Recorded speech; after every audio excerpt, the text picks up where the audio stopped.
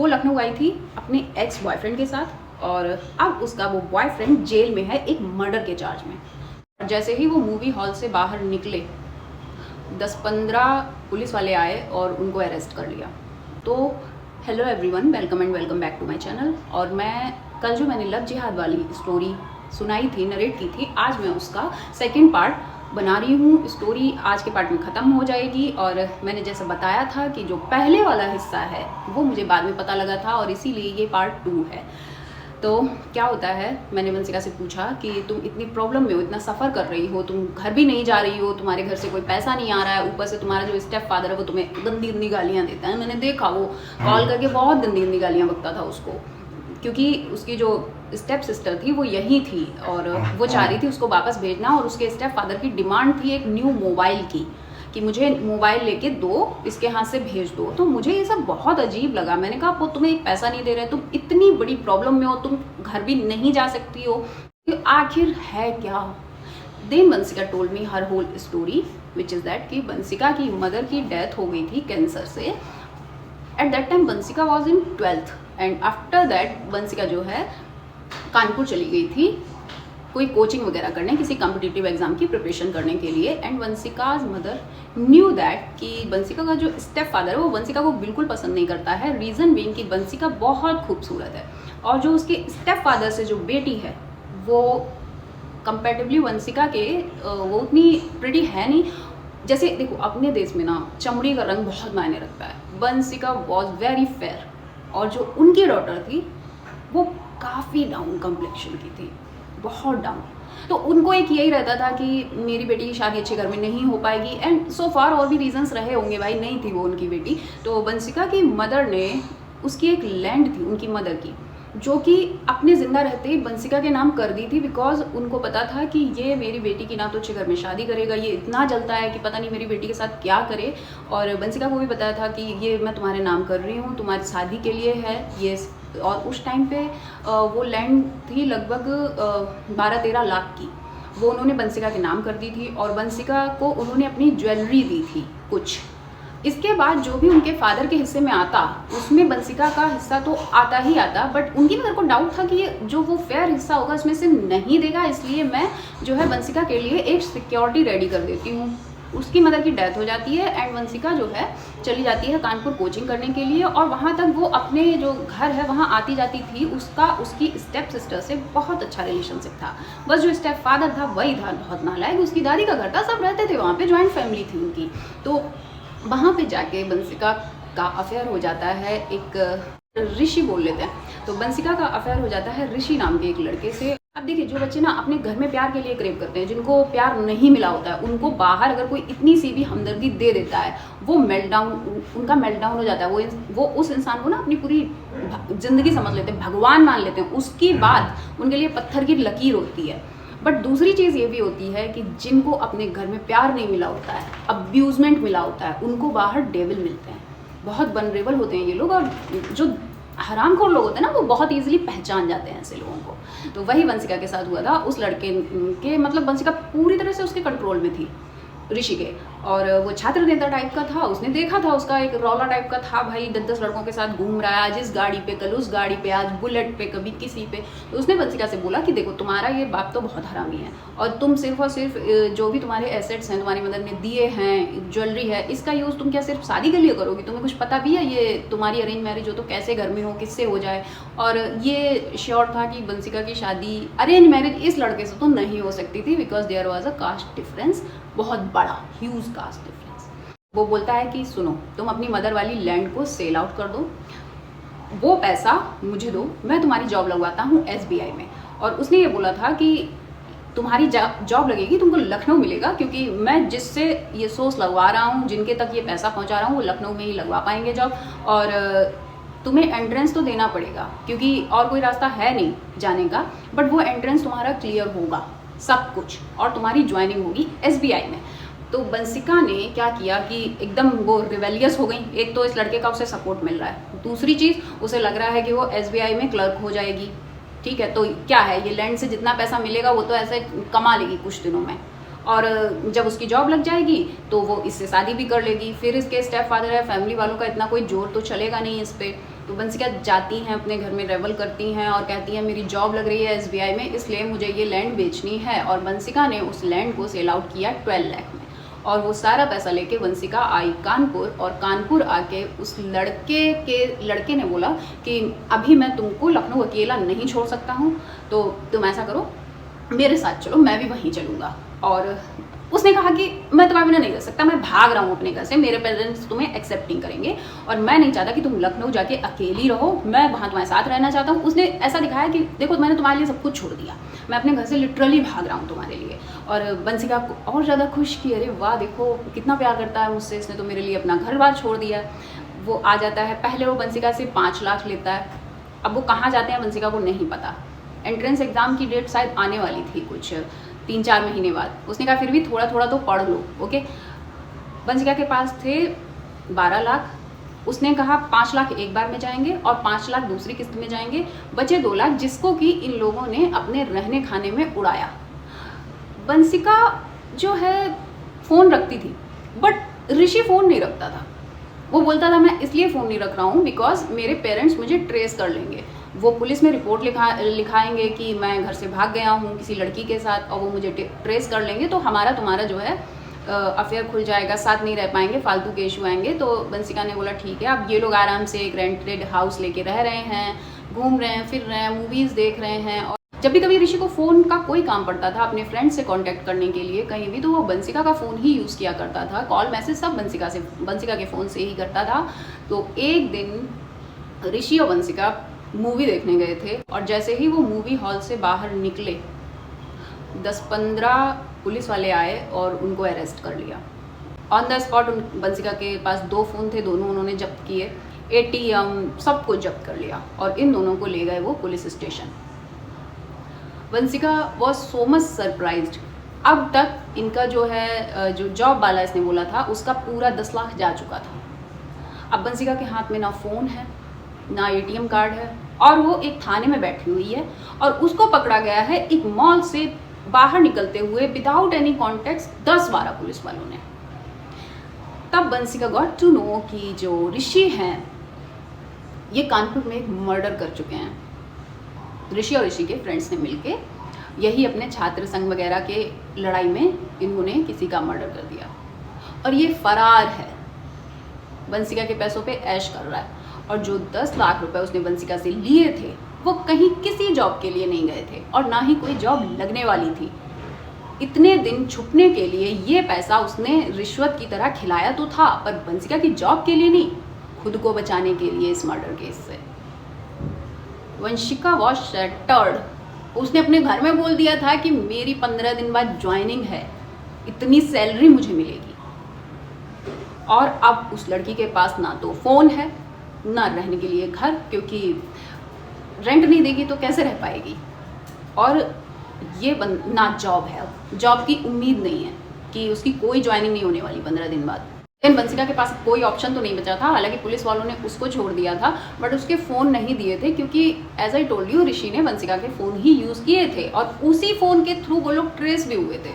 अब उसके पास क्या रास्ता बना, इस लड़के को तो जेल भेज दिया गया, अब ये जेल जाती है उससे मिलने के लिए। पैसे भी नहीं थे इसके पास। बता रही थी कि एट दैट टाइम ना मेरे पास खाने के लिए पैसे नहीं थे।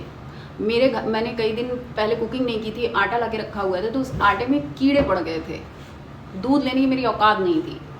जिस घर में मैं रह रही थी उसका मैं रेंट नहीं दे पा रही थी और मेरी मकान मालकिन ने मुझे बोल दिया था 2 दिन के अंदर घर खाली कर दो। तो वो बोल रही थी कि यार मैंने ना वो जो कीड़े वाला आटा होता है उसको छान के उससे रोटी बना के खाई, पानी में चीनी पत्ती डाल के गर्म करके मैंने चाय पी। फिर मेरी मकान मालकिन ने मुझे निकाल दिया तो मैं बस स्टैंड पे ट्रेन स्टेशन पे सोई हूँ 2 रातों तक। और फिर वो लड़की जो है उससे मिलने जाया करती थी एंड वहाँ जाके वो लड़का बोलता है कि यार कसम से मैं तुमसे जेन्युइनली प्यार करता हूँ बट मैं इतनी बुरी तरह से फंसा हुआ था कि मुझे करना पड़ा ये सब। और मेरे दिमाग में ये था कि हम लोग का फ्यूचर है साथ में, अगर मैं जेल वेल चला गया तो क्या होगा, और इन फ्यूचर मैं तुम्हारा सब कुछ सेटल कर दूँगा, मेरे लिए ये 10-12 लाख रुपए कुछ बड़ी बात है नहीं, मैं अगर बच जाता हूँ तो वंशिका उससे ही बोलती थी कि यार मेरे को पैसे चाहिए, मेरे को पैसे चाहिए। तो वो खैर जेल से भी उसके लिए कहीं ना कहीं से अरेंज करवा देता था पैसे, एंड उसने जो है वंशिका को कहीं से एक फ़ोन भी अरेंज करवा दिया था। तो अब क्या होता है कि जेल के बाहर जिनके ये चीज़ मुझे भी बाद में पता चली कि सपोज दैट किसी का कोई अपना है जेल में और वो जा रहा है, उसको सामान भिजवाना है उसके लिए, तो जेल के बाहर जो शॉप्स होती हैं ना, वो लोग जो है कुछ पैसा लेते हैं और उनका सामान भेज देते हैं। तो फ़ोन में उसके वो पैसे वैसे ट्रांसफ़र करवा दिया करता था। तो वो भी अपनी चीज़ें मंगवाता था वंशिका से, कुछ खाने की चीज़ें, सिगरेट हो गई, गुटखा हो गया, ये सारी चीज़ें। तो वंशिका वो भी देने जाया करती थी और वो जो है लेटर लिख के ले जाती थी। फ़ोन पे तो जेल में बात नहीं हो सकती और इनफ्रेंट मीटिंग नहीं हो सकती। वहीं पे वंशिका एक शॉप वाले से कुछ शॉप वाले को उसके ये सिगरेट हो गई, मसाला हो गया और बाकी की खाने पीने की चीज़ें हो गई, साथ में लेटर लिख के देती थी वो, जिसमें वो अपनी इमोशन, अपनी सारी सिचुएशन उसमें एक्सप्लेन करती थी। और वंशिका का काम था लगभग हर दिन या एक दिन छोड़ के वहाँ जाने का। तो ये जो लड़का था गुफरान जावेद, ये जो बाहर शॉप थी उसका फ्रेंड था, और ये वही फ्रेंड है जिसकी शॉप थी जिसने वंशिका को पार्क ले जाके वो बेहोश हो गई तो किस करने की कोशिश की थी। यही लड़का, इसी की शॉप थी बाहर। और गुफरान को उसके थ्रू ये सारी चीज़ें कैसे पता चली कि जो लेटर वंशिका भेजा करती थी जेल के अंदर, वो लेटर ये लड़का पढ़ लेता था पहले, जिसकी वजह से इसको वंशिका की सारी सिचुएशन पता लग गई थी। और उसे पता लग गया था कि लड़की इजी टारगेट है, क्योंकि वो सब कुछ लिखती थी ना, उसने कई लेटर पढ़े उसके। तो क्या होता है कि उसी के थ्रू ये बातें पहुंचती हैं गुफरान तक, और गुफरान आते हैं फिर पुलिस वाले बन के। ये बात मैंने वंशिका से पूछी थी कि तुमने उसे कभी पुलिस की वर्दी में देखा है? उसने कहा नहीं, मैंने उसे कभी पुलिस की वर्दी में नहीं देखा। और फिर गुफरान क्या करता है कि बोलता है कि मैं ड्यूटी पे रह के तो तुमसे नहीं मिल सकता, क्योंकि तुम एक अक्यूज से मिलने आती हो, मेरी जॉब खतरे में पड़ जाएगी। उसने बताया कि वो उसी जेल में पोस्टेड है। इसने क्या किया कि वंशिका को पैसे दिए ये बोल के कि ऋषि जब भिजवाएगा तब भिजवाएगा, बट तुम जो है ये पैसे रखो और तुम अपना काम चलाओ। कई बार वो जो है वंशिका को कैब बुक करके खुद साथ में आके ड्रॉप भी करने आया, और क्योंकि तब तक वंशिका को उसने कुछ घर वर दिला दिया था, थोड़े बहुत पैसे मिला के कुछ रेंटेड हाउस या पीजी टाइप का कुछ वंशिका को दिला दिया था। धीरे धीरे वो लड़का वंशिका की काफ़ी हेल्प करता है, और वंशिका जो है उसी वक्त की बात है जब वो पहले तो वो पीजी में मैनेज करती है। अब वंशिका का क्या हुआ कि देखो उस लड़के ने उसे बहुत बड़ा धोखा तो देखो ऋषि ने दिया था, उसके पैसे ले गया, खुद ऐसा कर रहा था, इतना कुछ उस लड़की की तुमने पूरी ज़िंदगी तबाह कर दी। और घर वाले पैसे इसलिए नहीं भेज रहे हैं कि उन्हें लग रहा है ये SBI में जॉब कर रही है, ऊपर से वो उससे पैसे डिमांड कर रहे हैं। उसका जो स्टेप फादर है वो उससे कह रहा है कि खर्चा भेजो, ऐसा करो वैसा करो। तो इसलिए उसका दिक्कत ही पैसा था सिर्फ, और इसीलिए वो जाती थी ऋषि से मिलने के लिए जेल में। थोड़ा बहुत पैसा उसको मिल जाता था, वो ऋषि की भी काम कर दिया करती थी। अब उसको ये पैसे की जो प्रॉब्लम थी वो गुफरान जावेद से पूरी होने लग गई थी। वो वनरेबल थी और उसको इस लड़के में सब कुछ परफेक्ट दिखा। एक गवर्नमेंट जॉब भी है इसकी और पावरफुल है, इसको कोई फर्क नहीं पड़ता वंशिका की हिस्ट्री से। कास्ट का भी जर्नल है तो घर में भी बताने में दिक्कत नहीं आएगी शादी के लिए। तो वंशिका जो है पूरी तरह से अब इसको अपना भगवान मानने लग गई, जबकि वो भगवान नहीं था, वो शैतान था। और फिर जो हुआ वो सब सामने था। After that the sad part is कि हम लोग वंशिका को बहुत कोशिश करते रहे संभालने की, आगे बढ़ने की, बट एक होता ना ड्रामा बॉन्ड, वो वंशिका का उस गुफरान जावेद से बन चुका है। अब हम आते हैं प्रेजेंट में। प्रेजेंट में हमको पता चलता है मैं बातचीत करती रहती थी वंशिका से, काफ़ी दिन में 2-2.5 घंटे में उससे बात कर लेती थी। और उसको मैंने कई बार बोला तुम मेरे घर आ जाओ, लेकिन देखो जब कोई ऐसे ट्रॉमा में होता है ना, उसको कोई और चीज़ अच्छी नहीं लगती। बहुत संभाला हम लोगों ने, गौरव ने भी उसकी बहुत हेल्प की, जो भी वो अपने चाचा के थ्रू भी करवा सकता था इस लड़के के बारे में, चीज़ें पता करना, लोकेशन पता करवाना, उसने सब कुछ करवाया था। हम लोगों ने बहुत कोशिश की उनको बाहर निकालने की भी, बट क्या होता है कि नए इंसान को अच्छा लगता कुछ और। मैं बोलती थी तुम मेरे घर आ जाओ, हम लोग कहीं चलेंगे घूमने के लिए, मेरा घर भी बहुत अच्छी जगह पे था उस टाइम पे, तुम यहाँ आ जाओ, तुम 2-3 दिन यहाँ रुक जाना, वहाँ भी तुम अकेली पड़ी रहती हो, हम लोग घूमेंगे फिरेंगे चिल करेंगे। बट नहीं, उसको नहीं, कहीं नहीं अच्छा लगता था। उसको गाली देनी है या प्यार करना है वो बात उसी लड़के की करती थी। क्या होता है वो लड़का जानता था ये लड़की कितनी अकेली है, कितनी वनरेबल है। गुफरान जावेद उसको फिर से फ़ोन करने की कोशिश करते हैं, बात करने की कोशिश करते हैं, और ये करने भी लगती है बात उससे। और जब ये चीज़ मुझे पता लगी तब ऐसा हुआ था, I said I will block you, okay, if you will talk to this man then I will block you immediately. मैं इस तरह की हरकतें करने वाले, इस तरह के रैकेट चलाने वाले इंसान की गर्लफ्रेंड से कोई रिश्ता नहीं रख सकती, अपना कोई भी रिश्ता नहीं रख सकती, because I am a mother, और even I am not a mother, even whatever I am, but this kind of person can't be in my phone list.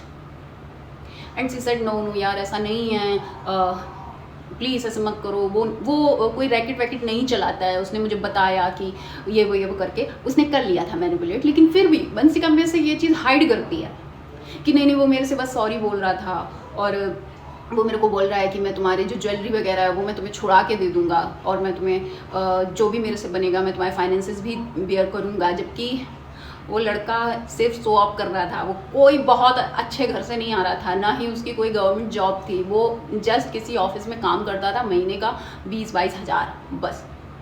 तो मैंने कहा इसकी 3 बेटियां हैं, कहाँ से तेरे फाइनेंसेस बेयर कर लेगा, तुझे समझ नहीं आता, बट नहीं समझ में आ रहा होगा उसके, और मैंने उसे ब्लॉक किया भी, मैंने उसे ब्लॉक किया। फिर वो मुझे दूसरे नंबर से कॉल की, जस्ट अनब्लॉक मी, ये मेरे को ऐसे बोला है वैसे बोला है, एंड वंशिका ने उसको एट दैट टाइम मेरे बारे में भी सब बता दिया। और जो मैं डाउट्स बोलती थी ना इस लड़के के ऊपर, ये उससे जाके वो डाउट्स क्लियर करती थी ना, लाइक, और बताती थी कि ये तो दीप्ति बोल रही है तुम्हारे बारे में। और लड़के क्या करते हैं, सबसे पहले तुम्हारे सपोर्ट्स हटाते हैं, है ना। अब उस लड़के ने इसको मेरे अगेंस्ट फीड करना चालू किया कि अरे शी इज डिवोर्स्ड यार, शी इज डिवोर्स्ड, उसने अपना घर नहीं बचाया, वो तुम्हारा घर कहाँ से बचाएगी। और लुक हु इज टॉकिंग, 3 बच्चियों का बाप नाम बदल के जिसने दूसरी लड़की को प्रेग्नेंट करके छोड़ा, वो बात कर रहा है कि मैं अपना घर नहीं संभाल पाई। तब मेरी वंशिका से जो है लड़ाई वड़ाई हो गई थी, और मेरी उस लड़के से भी लड़ाई हुई थी, क्योंकि उसने मुझे फेसबुक पे मैसेज कर रहा था, और वो इतना कॉन्फिडेंट था कि हाँ लव जिहाद वाला केस करना है ना, आ जाओ कर दो, देखते हैं कौन मेरा क्या कर लेगा, हम लोग बहुत स्ट्रांग है, हमारी पूरी कम्युनिटी एक हो जाएगी यहाँ पे, ऐसा वैसा। मैंने कहा देख भैया मेरे साथ तो हुई नहीं, जिसके साथ हुई है वो तेरे से बात कर रही है, तो मुझे तू मैसेज वैसेज मत कर, मुझे तुम दोनों से कोई लेना देना नहीं है। और फाइनली ऐसे करके मेरी और वंशिका की बातचीत होना बिल्कुल बंद हो गई एक लंबे समय के लिए। एंड मेरे को कुछ दिन पहले वंशिका ने दोबारा कॉल किया, बोली आवाज़ नहीं पहचानी, मैंने कहा नहीं पहचाना मैंने, तो बोली यार मैं बोल रही हूँ, वंशिका बोल रही हूँ। मैंने कहा अच्छा कैसी हो तुम, क्या है। शी सेड कि व्हाट अबाउट यू, अभी भी वही चल रही है लाइफ आपकी। मैंने कहा हाँ वही चल रही है, बस ये है कि मैं हूँ आदि है, बट मेरे 6-7 और बच्चे हो गए हैं। तो वो कहती है अच्छा आपने इतने सारे बच्चे कैसे पैदा कर लिए इतनी कम दिनों में। मैंने कहा नहीं मैंने नहीं पैदा किए हैं, ये फर बेबीज है मेरे, और जो मेरा था शौक जो प्यार था मैं उसको बस ग्राउंड लेवल पर ला रही हूँ। तो बोली यार तुम ही ठीक हो।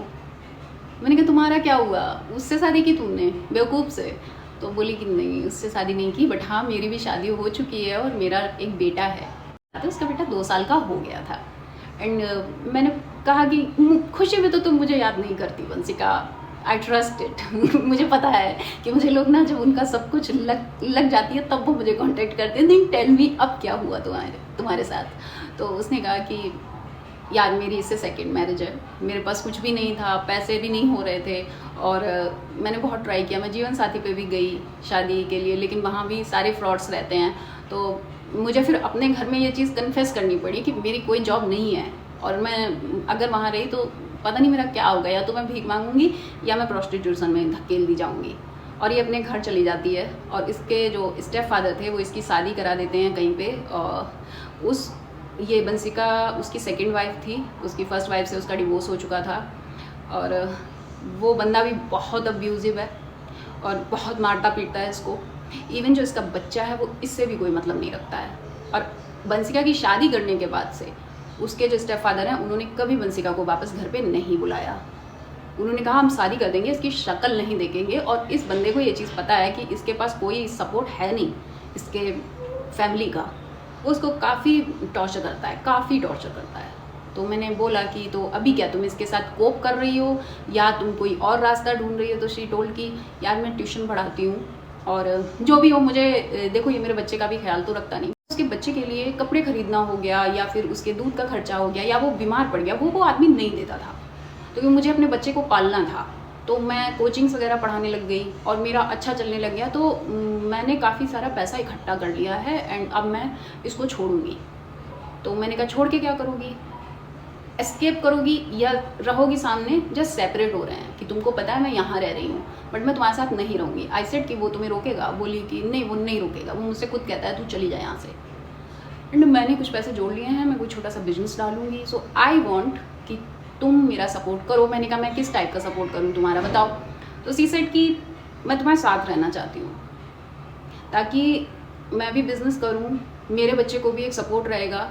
And I can't trust anybody else. You are a mother. I saw you how much you love your kid, even you love fur babies. तो मेरे बच्चे के लिए सबसे सेफ ऑप्शन रहेगा और मैं भी तुम्हारी हेल्प करूँगी। हम लोग एक घर में रहेंगे तो मकान का किराया आधा आधा हो जाएगा। साथ ही साथ अगर तुम मेरे बच्चे को मेरे एब्सेंट में देखोगी तो तुम्हारे एब्सेंट में मैं भी तुम्हारा बच्चा देखूंगी। तो ऐसे करके मैंने कहा देखो वंशिका, अगर ये बात तुम मुझसे तब बोलती जब तुम्हारा वो सब हुआ था, दिन मैं खुशी खुशी एक्सेप्ट कर लेती। और मैंने कहा भी था कि चल हम लोग एक घर में शिफ्ट हो जाते हैं। अगर ये उस लड़के से बात ना करती तो मे बी इन फ्यूचर हम लोग हो भी जाते एक घर में शिफ्ट। लेकिन मैंने कहा आज मैं नहीं ये ऑफर एक्सेप्ट कर सकती तुम्हारा, बिकॉज मेरे पास 7 बच्चे हैं और तुम नहीं उनके साथ कंफर्टेबल रहोगी, मे बी तुम्हारा बच्चा भी ना रहे। अब एक घर में तुम लोग मेरे बच्चों के लिए चिक चिक मचाओगे, तुमको लगेगा ये कुत्ते हैं, कभी मुंह बनाओगी कभी कुछ करोगी। और देखो मेरे लिए, मैं तुमसे बहुत हमदर्दी रखती हूँ, at a time we were friends, but मेरे बच्चों से मेरे लिए कोई नहीं है। I am so sorry for you kid, but हाँ तुम चाहो तो मेरे पड़ोस में कहीं एक घर ले लेना, आई विल स्टिल सपोर्ट। मैं तुम्हारे बच्चे का तब भी केयर कर लूँगी अगर तुम्हें इस बात से दिक्कत नहीं हो कि कुत्ते वाले घर में मैं अपना बच्चा नहीं छोड़ के जा सकती हूँ तो। अदरवाइज नहीं हो पाएगा भाई, मैं साथ तो नहीं रख सकती। अब किसी को पता नहीं मैं नहीं हूँ, क्योंकि वो नहीं थी एनिमल लवर, मैंने उसे एनिमल हेटर भी नहीं है, मुझे नहीं पता उसका क्या स्टांस है। बट यार जब मेरे घर वालों को नहीं पसंद है कुत्ते, वो मुंह बनाते हैं तो उसका क्या मतलब। मे भी मैं नहीं हूँ घर में, मार मूर दे मेरे बच्चे को, कैसे रखे मेरे बच्चों को, मेरे बच्चे इन द सेंस मेरे फर बेबीज़ को। तो मैंने मना कर दिया था एंड वो थोड़ी मेरे से डिसअपॉइंट भी हो गई इस चीज़ के लिए। और अभी फिर हमारी कई दिनों से बात नहीं हुई, क्योंकि जब स्टार्टिंग में उसने मुझे कॉल किया तो वो मुझे डेली कॉल करती थी। लेकिन जो ये वाली मेरी बात थी कि मैं अपने बच्चों के साथ नहीं रखूँगी, तब से वो मेरे से बातचीत नहीं करती है। तो यही है जो स्टोरी है, जो कुछ हुआ बहुत पेनफुल है मुझे उस लड़की के लिए। आज भी बहुत सॉफ्ट कॉर्नर है, बहुत दुख होता है उसके लिए एंड हेल्पलेस भी लगता है कि मे बी मैं उसके लिए कुछ कर पाती बट मैं नहीं कर पाई। So that's it for today, ये स्टोरी कंप्लीट होती है। और बाय बाय, टेक केयर। फरी बच्चों का ख्याल रखिए, उनसे प्यार करिए और अपना भी ख्याल रखिए, सावधान भी रहिए।